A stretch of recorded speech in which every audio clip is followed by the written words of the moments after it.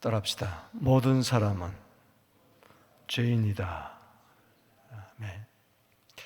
이제 아모스서는 크게 두 부분으로 나누면 전체 9장인데 1장 1절에서 9장 10절까지, 이것은 어쩌면 모든 사람은 다 죄인이라는 것을 알려주는 겁니다. 그리고 9장 11절에서 15절까지는 하나님께서는 이 죄인을 심판할 수밖에 없지만 구원하겠다는 하나님의 분명한 의지. 그래서 9장 11절에는 새로운 국면으로 접어들죠. 다윗의 장막을 일으키겠다. 그것은 이제 메시아 시대를 예고하는 겁니다. 그래서 우리가 선지서를 계속 보지만은 이 심판과 구원, 끊임없이 이러한 스트럭처가 나오는 것을 알 수가 있습니다. 어제도 말씀드렸지만은 1장, 2장은 열방의 죄, 또 유대인, 그리고 이스라엘의 죄를 이제 언급하고 있습니다. 이 죄인들에게 돌아서라고 이제 3장, 4장, 5장, 6장에서 세 편의 설교를 하죠. 회개하고 돌아서라는 겁니다. 그래도 말을 안 들으니까 이제 7장, 8장, 9장, 10절까지 5가지 환상을 보여주잖아요. 그 이상은, 심판에 대한 이상은 아닙니까? 메뚜기, 그리고 불꽃, 그리고 다림줄, 여름 과일, 그리고 성전이 파괴되는 그 환상을 바라보면서도 아모스가 그것을 그대로 전한다는 것은 빨리 심판에서 돌이키라는 겁니다. 그리고 살 길은 다윗의 장막을 일으키시는 9장 11절에 예수밖에, 믿는 것밖에 없다. 5가지 심판의 환상에 비해서 대조적으로 또 9장 11절에서 마지막 15절까지 5가지 회복의 축복의 메시지도 줍니다. 모든 사람 다 죄인이다. 그렇기 때문에 구원을 받아야 된다. 그 이야기입니다. 어제 1장에서 그래서 원래 1장 1절에서 2장 3절까지인데 6가지 이방 나라에 대한 그 죄와 심판을 낱낱이 들춰냅니다. 먼저 그 다메섹, 아람의 수도죠. 수리아, 지금 시리아. 그 나라는 아주 길앗을 무참하게 짓밟았습니다. 그리고 가사, 블레셋의 수도죠. 그들은 인신매매하는, 인권을 유리하고, 그리고 두로는 배반을 하고, 두로는 베니게의 수도를 말하는 거죠. 그리고 이 에돔은 아주 잔혹한 민족. 그래서 칼을 갖고 덤벼들고 맹렬한 화를 내고 분노를 드러내는 그런 민족. 그리고 암몬은 아주 잔인한, 그래서 자기의 영역을, 지경을 넓히기 위해서 임산부의 배까지 가르는, 그래서 빼앗는 이런 민족, 호전성 있는 민족. 하나님께서 이들을 심판하는데 특징이 있다고 그랬죠. 서너 가지 죄로 말미암아 벌을 돌이키지 않겠다. 서너 가지 그 죄는 각 나라의 그 서너 가지 죄, 서너 가지 죄. 오늘도 서너 가지 죄가 나옵니다. 이는 확실하다는 겁니다. 또한 많다는 겁니다. 그리고 특징적인 것은 불로 심판하겠다. 그리고 또 이것은 여호와께서 말씀하셨다. 그대로 된다는 겁니다. 하나님의 말씀을 농담으로 여기면 안 된다는 거죠. 어제 5가지, 5 나라, 오늘은 이제 모압까지, 그리고 이제 유대 이스라엘의 죄까지, 심판까지 이야기하고 있습니다. 자, 오늘 1절에서 3절은 모압의 죄, 4절에서 5절은 남유다의 죄와 심판, 6절에서 16절은 드디어 이제 그 당시 아모스가 남유다 드고와 출신으로서 뽕나무 재배자로서 목축업자로 북쪽에 가서 여로보암 2세 때 가장 부강하던 시대, 그러나 가장 타락한 그 시대에 가서 말씀을 전했던 그 대상 북이스라엘에 대한 죄와 심판을 이야기하고 있습니다. 먼저 오늘 1절에서 3절 모압의 죄와 심판을 보십시다. 모압 나라 읽어봅니다. 1절에 여호와께서 이와 같이 말씀하시되 모압의 서너 가지 죄로 말미암아 내가 그를 돌이키지 아니하리라. 이는 그가 에돔 왕의 뼈를 불살라 죄를 만들었다. 이건 아주 잔인한 거죠. 사자훼손이죠. 죽이고 원수라고 해서 뼈를 또 불사르고 그것을 또 죄를 만들고, 참 악인의 긍휼은 잔인함이라. 잠언 12장 10절 말씀처럼 따라합시다. 악인의 긍휼은 잔인함이다. 그 긍휼이라는 말은 내장이라는 뜻인데, 긍휼이라는 것은 이제 속에서부터 나와야 되잖아요. 근데 악인의 내장, 악인의 오장육부는 긍휼이 없는 거죠. 그래서 잔인함이라. 오장육부가 아주 잔인으로 가득 채워져 있어요. 오늘 우리는 이런 사람들을 많이 봅니다. 그렇게 잔인할 수가 없어요. 시체를 토막내고. 그 젊은 20대 여성이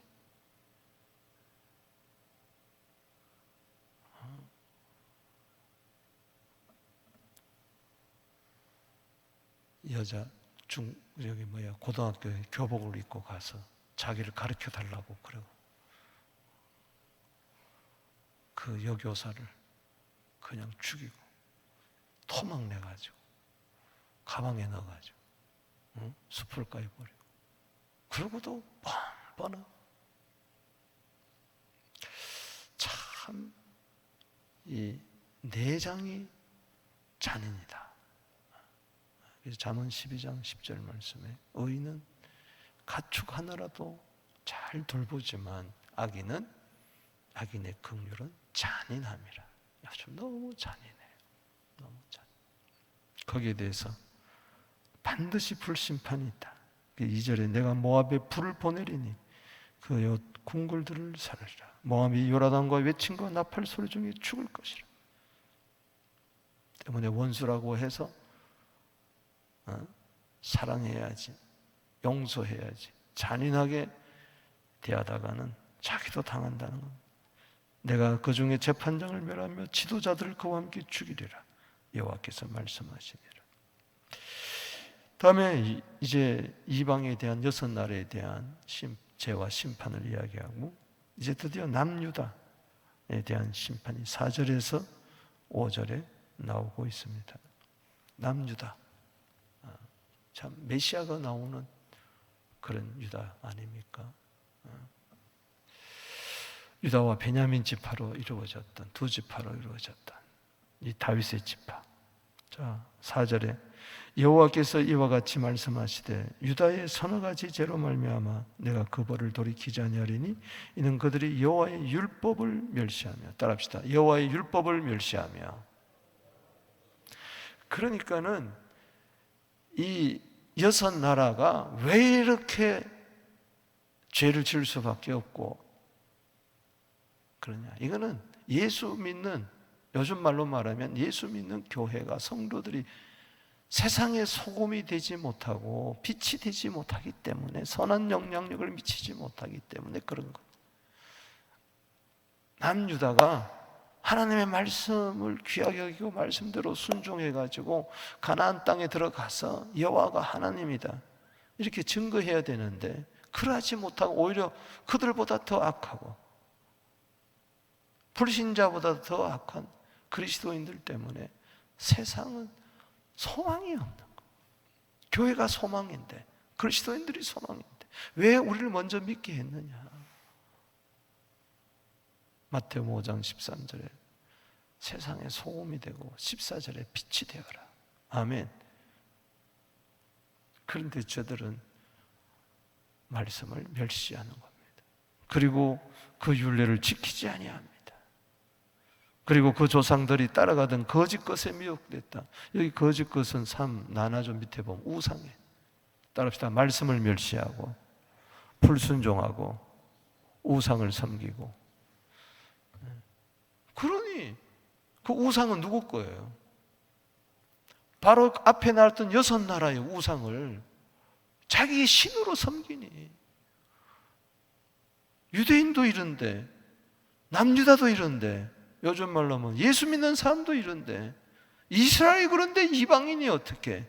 예수 믿는 우리 그리스도인들이 그렇게 사는데 불신자는 어쩌하겠느냐? 그래서 가장 죄의 근본이 뭐냐? 말씀을 멸시하고 불순종하는 것. 민수기 15장 31절에 하나님의 말씀을 멸시하고 명령을 지키지 아니할 때에 심판밖에 없다 그랬어요. 여러분 다윗 보세요. 다윗의 시편 보면은 환난과 핍박 속에 오직 주님, 주님, 주님 찾잖아요. 그런데 그가 왕이 딱 되고 나니까 지붕 위에 딱 올라가서 사무엘하 11장에 할 일 없이 왔다 갔다 하다가 여인이 목욕하는 걸 보고 음욕을 품고 우레 아내 밧세바를 취하잖아요. 그리고 우리아는 이방인이 손에 넘겨가지고 최전방에 나서서 죽이게 하잖아요. 그러면서 모른 척 했습니다. 하나님이 그를 사랑하셔서 나단 선자를 보내줍니다. 그때 나단 선지자가 이런 말을 합니다.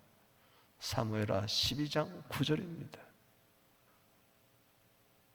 어찌 하나님의 말씀을 멸시했습니까? 따라합시다. 말씀을 멸시했습니까? 여기서부터 사단이 나는 거예요. 잠언 13장 13절 말씀에 말씀을 멸시하면 패망을 이루지만 계명을 두려워하면 상을 얻게 될 줄로 믿습니다. 늘 말씀드리지만은 잠언 16장 20절에 상과 말씀에 주의하고 여호와를 의지하는 자는 복이 있습니다. 복을 받을 것이냐 패망을 받을 것이냐. 5절 말씀 보십시다. 유다에 불을 보내리니 예루살렘의 궁궐들을 살하리라. 그래서 바벨론에게 불타는 겁니다. 이제 6절에서 16절까지가 이제 북이스라엘, 그 당시에 아모스가 말씀 전하던 그 대상 여로보암 2세 시대, 가장 잘 살던 시대, 가장 영토가 크고 정말 돈이 철철철철 흘러넘치는 시대. 그러나 빈익빈 부익부, 부자들만 잘 살아요. 부자들이 욕심이 얼마나 많은지 은몇 냥의 의인을 팔아버리고 신앙컬레에 사람을 팔아버리고 비윤리적이고 비인도적이고 인권을 유리하고 가난한 사람들을 학대하고 아버지와 아들이 한 여자를 취하고 성적으로 타락하고 뭐 이런 말할 수 없는 것이죠. 북이스라엘 10지파도 똑같다는 것이죠.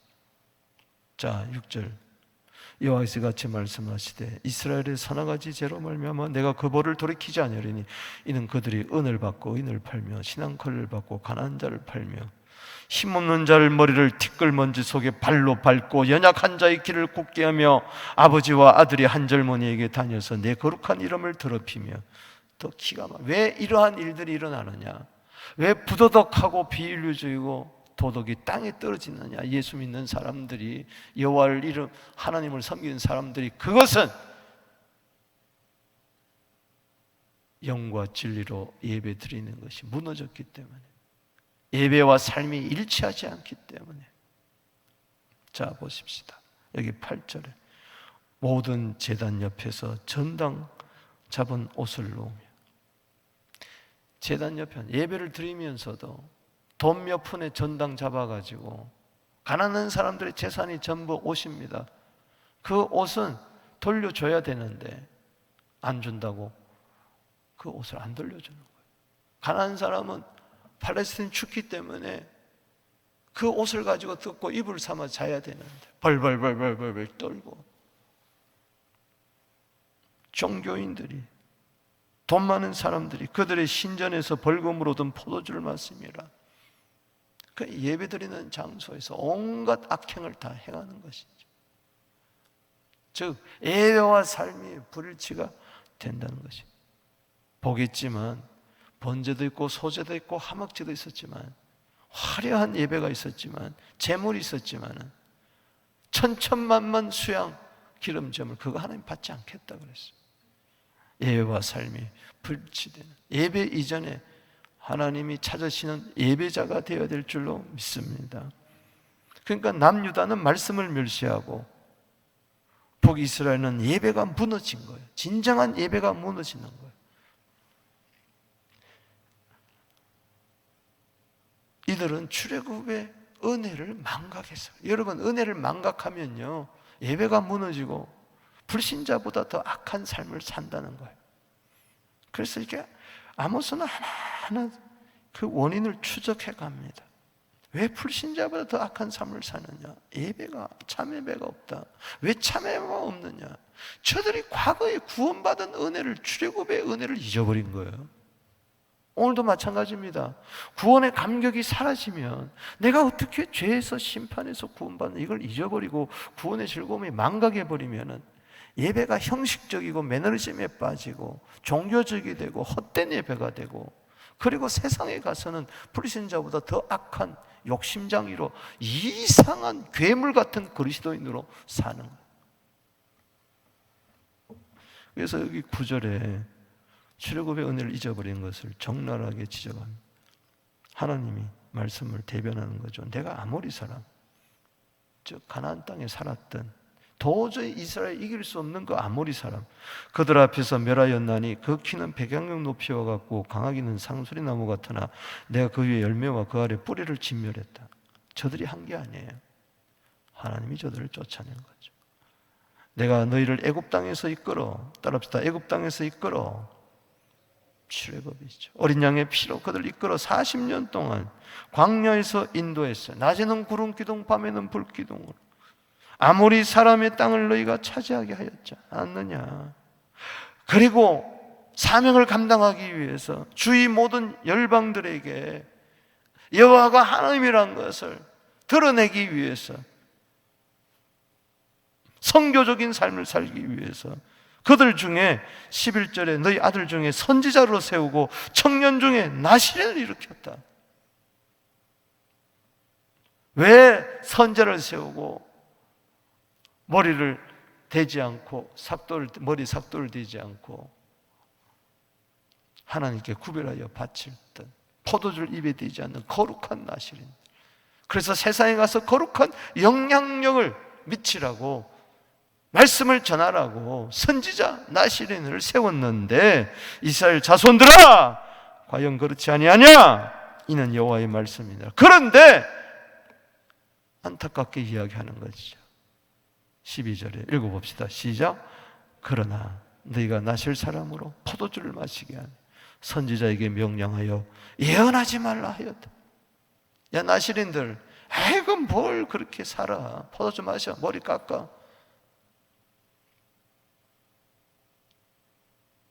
그리고 선지자에게 명령합니다. 그따위 하나님의 말씀 전하지 마, 기분 나빠. 출애굽의 은혜를 망각한 겁니다. 이 북이스라엘 하나님이 가만두지 않습니다. 심판의 술에다가 흙을 무겁게 담듯이 심판을 무겁게 담아 저들을 짓눌러버리고 피할 수 없는 심판을 주겠다. 그래서 여기 13절 보십시다. 시작. 보라, 곡식단을 가득히 실은 수레가 흙을 누른 같이 내가 너희를 누르리니. 13절 봅시다. 시작. 보라, 곡식단을 가득히 실은 수레가 흙을 누른 같이 내가 너희를 누르리니. 여러분, 죄짐에 눌려 살고 심판에 눌리게 되는 저들, 확 도망가려고 발버둥을 치지만 어디까지야? 바다 끝에 가더라도 거기 주님이 계셔요. 어디 도망가겠습니까? 14절에 빨리 다른 벽지를 하는 자도 도망할 수 없으며 강한 자도 자기 힘을 낼 수 없으며 용사도 자기 목숨을 구할 수 없으며. 15절 16절 봅니다. 시작. 활을 가진 자도 설 수 없으며 발이 빠른 자도 피할 수 없으며 말 타는 자도 자기 목숨을 구할 수가 없고 용사 가운데 그 마음이 굳센 자도 그날은 벌거벗고 도망가리라. 여호와의 말씀이니라. 피할 수 없다. 잠언 29장 1절 말씀에 자주 책망을 받으면서도 목을 곧게 하는 자는 갑자기 패망하리니 피할 길이 없으리라. 말세 데살로니가전서 5장 3절 말씀에 그렇게 말씀을 전해도 평안하다 평안하다 무슨 말세냐 조롱하더니 여인에게 해산의 날이 갑자기 임하는 것처럼 심판이 갑자기 임할 때에 피할 길이 없다. 인간의 수단과 방법, 정치, 돈, 명예, 힘, 금 무엇으로도 군사력으로도 하나님의 심판에 피할 수가 없다는 이야기인 것입니다. 말씀을 정리하면서 어떤 아모스 전체 주제에 대해서 다시 한번 이야기하고자 합니다. 그건 두 가지. 오늘 본문도 1장, 2장도 마찬가지. 결론이 두 가지인데 그 첫 번째는 따라합시다. 모든 사람은 죄인이다. 아멘이십니까? 모든 사람은 죄인이다. 어제 제가 서론을 말하면서 말했죠. 1장, 2장의 구조가 마치 로마서 1장, 2장, 3장의 구조와 같다. 복음을 이야기하면서 복음의 대상이 누구냐? 이방인과 유대인이다. 이방인이 다 죄를 지었다. 그리고 유대인들도 죄인이다. 그래서 3장 10절에 가서 따라합시다. 의인은 없나니 하나도 없다. 로마서 3장 23절에 모든 사람이 죄를 범하였으며 따라합시다. 모든 사람이 죄를 범하였으며 이방인도 그렇고 유대인도 그렇고 모든 사람이 죄를 범하였으며 하나님의 영광에 이르지 못하더니 그리스도로 말미암아 죄 사함을 받고 피로 말미암아 구속함을 받고 의인이 되는 것이죠. 자, 모든 사람이 죄인이다. 그래서 하나님은 모든 사람이 구원받기를 원하십니다. 할렐루야. 따라합시다. 모든 사람이 구원받기를 원한다. 그래서 이방인도 하나님은 유대인도 다 구원받기를 원한다. 이 죄인들, 6나라 이방인들, 그리고 남유다, 북유다, 북이스라엘, 이 다 죄인들 아니냐? 왜 죄를 지하고 심판을 이야기하냐? 구원받으라고. 그래서 로마서 3장 29절에 하나님은 유대인의 하나님만이냐? 아니다. 하나님은 유대인도 하나님도 되시고 이방인의 하나님도 되신다. 할렐루야. 그래서 로마서 1장 16절이 필요한 겁니다. 복음을 부끄러워하지 않으니 이 복음은 모든 믿는 자에게 구원을 주시는 하나님의 능력이라. 아멘. 첫째는 유대인이요 또한 헬라인에게로다. 저 모든 사람, 이방인이든 유대인이든 누구나 할 것 없이 죄인인데 예수 믿으면은 구원을 얻는다. 이게 복음이다. 말씀을 맺습니다. 오늘 복음밖에 없습니다. 예수밖에 없습니다. 나도 죄인이었는데 어떻게 제사함 받았습니까? 에베소 1장 7절에 예수의 피로, 그리스도의 피로 말미암아 난 제사함을 받았습니다. 이 피 묻은 복음을 땅 끝까지 전해야 됩니다. 왜? 우리 주위에 죄값으로 멸망받아야 할 사람들이 너무 많기 때문에 오늘 하루도 복음 들고 세상으로 나아가는 그리스도인이 되기를, 선한 영향력을 미치게 되기를, 언행 심사를 통해서 예수를 드러내는 신실한 참 제자들이 되기를, 그리스도인들이 되기를, 우리 때문에 세상이, 어두워진 세상이 밝아지고 주위가 행복해하는 구원의 기쁨이 차고 넘치게 되는 그런 은혜가 있게 되기를 주 이름으로 축복합니다.